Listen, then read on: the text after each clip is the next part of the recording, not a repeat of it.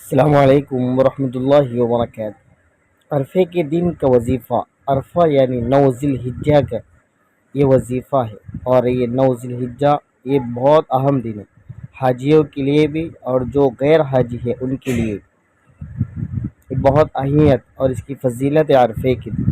اللہ کے نبی صلی اللہ علیہ وسلم نے فرمایا، جو شخص عرفے کا روزہ رکھے تو اس کے 2 سال کے گناہ معاف کر دیے جائے گے، 1 سال گزشتہ کے اور 1 سال آئندہ کے۔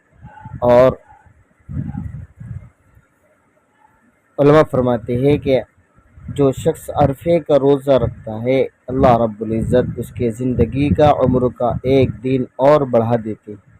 اس اعتبار سے عرفے کا دن بڑا اہمیت کا حامل۔ حدیث کے اندر اس کا وظیفہ بیان کیا گیا کہ کان اکثر دعاء رسول اللہ صلی اللہ علیہ وسلم یوم عرفہ لا الہ الا اللہ وحدہ لا شریک لہ لہ الملک وَلَهُ الْحَمْدُ بِيَدِهِ الْخَيْرُ وَهُوَ عَلَى كُلِّ شَيْءٍ قَدِيرٌ۔ شعب الایمان للبہقی۔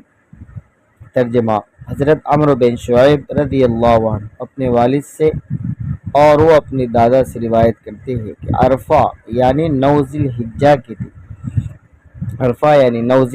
کے دن رسول اللہ صلی اللہ علیہ وسلم یہ کثرت سے پڑھا کرتے تھے، یہ عمل کثرت سے کرتے، وہ عمل لا الہ الا اللہ وحدہ لا شریک لہ لہ الملک ولہ الحمد بیدہ الخیر وہو علی کل شیء قدیر۔